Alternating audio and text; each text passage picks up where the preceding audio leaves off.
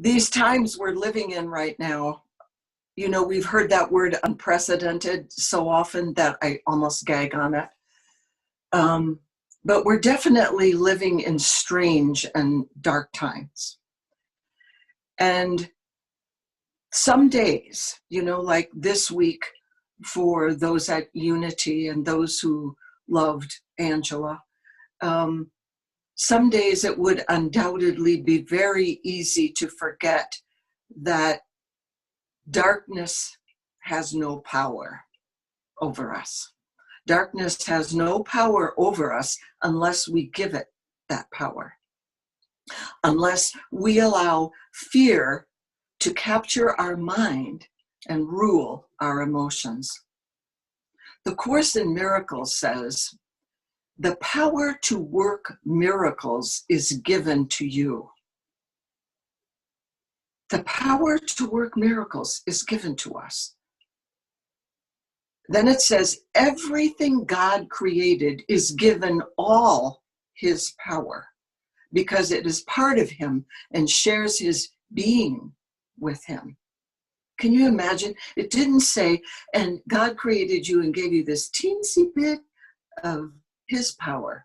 It said, everything God created is given all his power. The Course also says, the power of God draws everyone to its safe embrace of love and union. Stand quietly within this circle of his love and attract to you all tortured minds to join with you in the safety of God's peace and holiness. Because the power of one mind, it says, can shine into another, because all the lamps of God were lit by the same spark. It is everywhere and it is eternal. And finally, this quote from the Course, the power of God is limitless. And being always maximal, it offers everything to every call from everyone. There is no order of difficulty here. A call for help is simply given help. So if the power to work miracles is given to us, we have to get used to living in miracle-mindedness. And we become miracle workers when we live in miracle-mindedness, which means that we have more faith in the power of God's love than we do in anything that opposes love. It means that we trust God's promises above all else, no matter what is happening. We trust God's promises and stand in them. And we are miracle workers, dear ones, when we then step out and share our faith and love and trust in God. I'd like to read this to you also. This comes from lesson 165 in the workbook for students. And it starts by saying this sentence, let not my mind deny the thought of God. It says, the thought of God created you. It left you not, nor have you ever been apart from it for an instant. It belongs to you. By it you live. It is your source of life, holding you one with it. And everything is one with you. The thought of God, listen, this is so beautiful.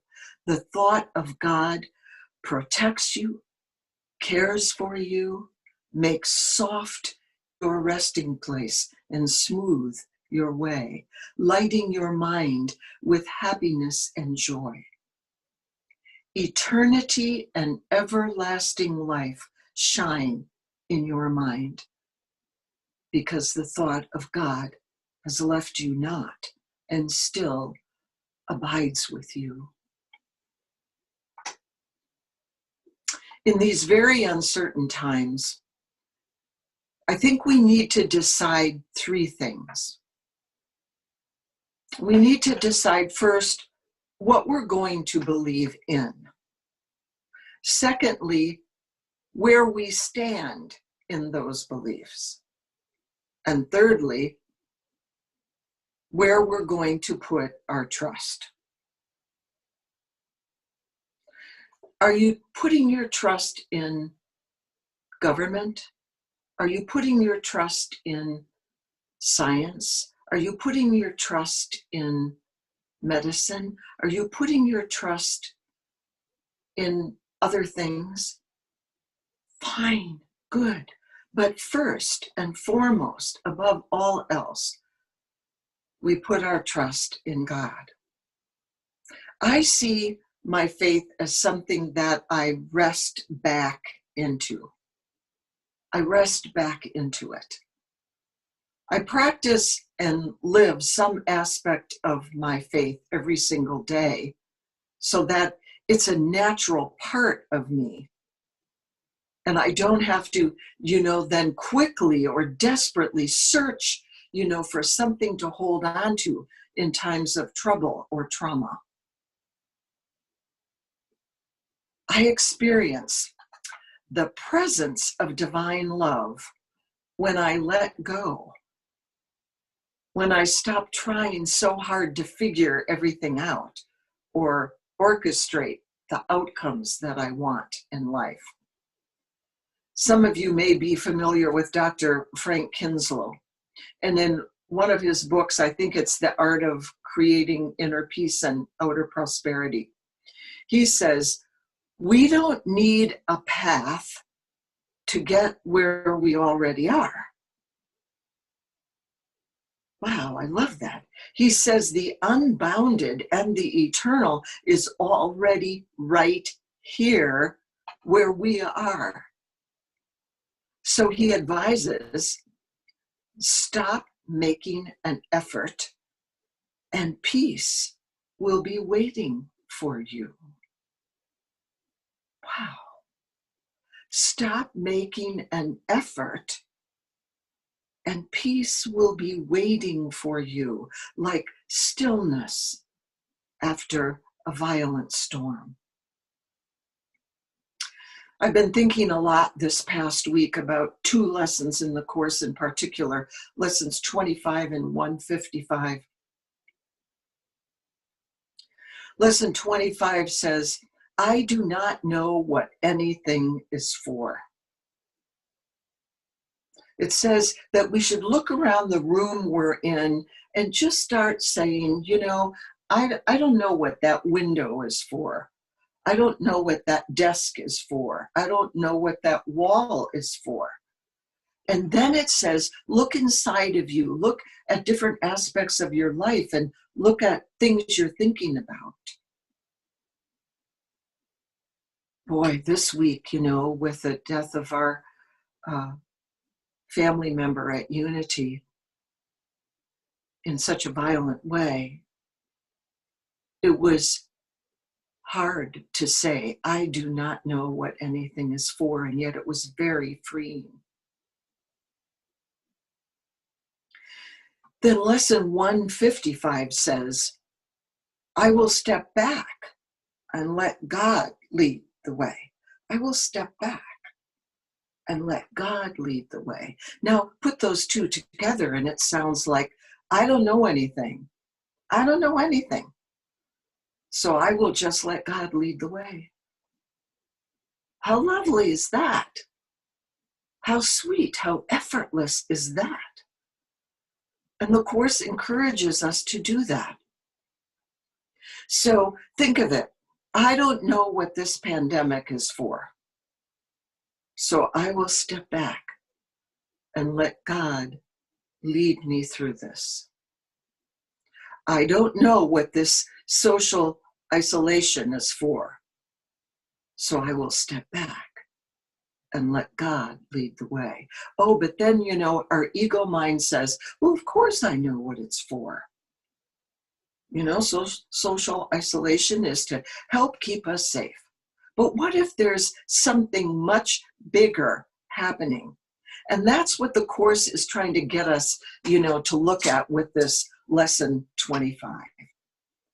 I do not know what anything is for. I can't know everything that's going on. And there is always a much bigger story going on about every experience in our life.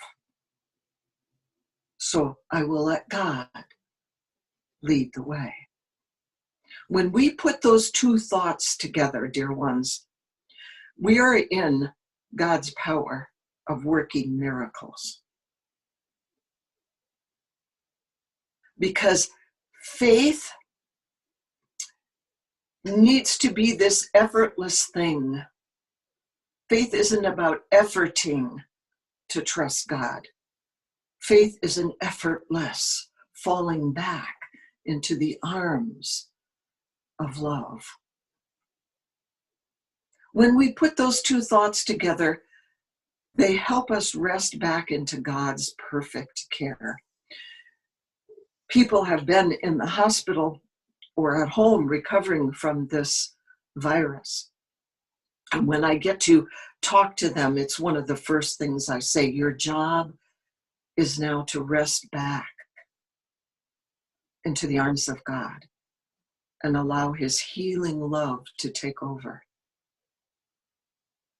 The Course promises that the power of God and all his love will support us if we'll let go and fall back and rest. The power of God and all his love without limit will support us.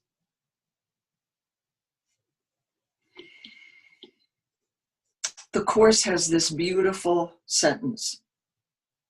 We count on God and not on ourselves to give us certainty. His sureness lies beyond every doubt. His love remains beyond our every fear. So while it may some days be easy to give in to fear and to give into, that underlying chronic anxiety that comes with all this uncertainty, find a way to rest back and to say, God, I don't have a clue what's going on here. I don't know what I'm going to do next. So catch me. I'm falling back. I'm falling back on you. Catch me. Can you feel it? Can you feel it? Because God would have us feel his presence, would have us feel his love, would have us feel the tenderness of his care. For meditation today, I'm going to read a poem by James Dillett Freeman, who years ago, he's no longer on the earth, bless his sweet soul. Years ago, he was named the Poet Laureate of Unity. And this poem is called I Am There. So this morning, I would invite you to quiet everything within you and around you. And stop any multitasking you might be doing. Maybe even just softly close your eyes. And we will all imagine that these beautiful words are spoken directly to us by God, who calls us beloved. And we begin. Do you need me? I am there.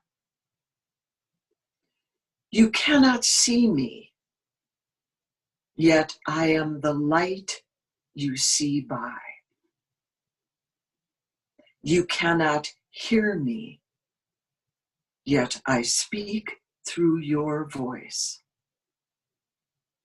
You cannot feel me, yet I am the power at work in your hands. I am at work, though you do not understand my ways.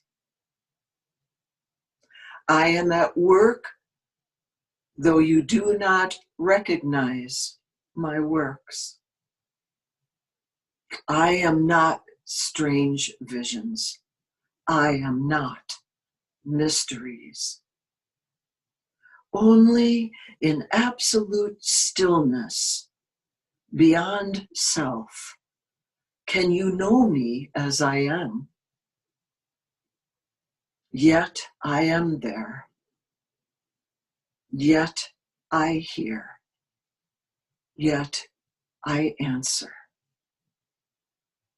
When you need me, I am there. Even if you deny me, I am there. Even when you feel most alone, I am there. Even in your fears, I am there. Even in your pain, I am there. I am there when you pray and when you do not pray. I am in you and you are in me. Empty your heart of empty fear. When you get yourself out of the way, I am there. You can of yourself do nothing, but I can do all, and I am in all. Though you may not see the good, good is there, for I am there. I am there because I have to be, because I am. Only in me does the world have meaning. Only out of me does the world take form. Only because of me does the world go forward. I am the law on which the movement of the stars and the growth of living cells are founded. I am the love that is the law's fulfilling. I am your assurance. I am your peace. I am one with you. I am. Though you may fail to find me, I do not fail you. Though your faith in me is unsure, my faith in you never wavers. Because I know you, because I love you. Beloved, I am there.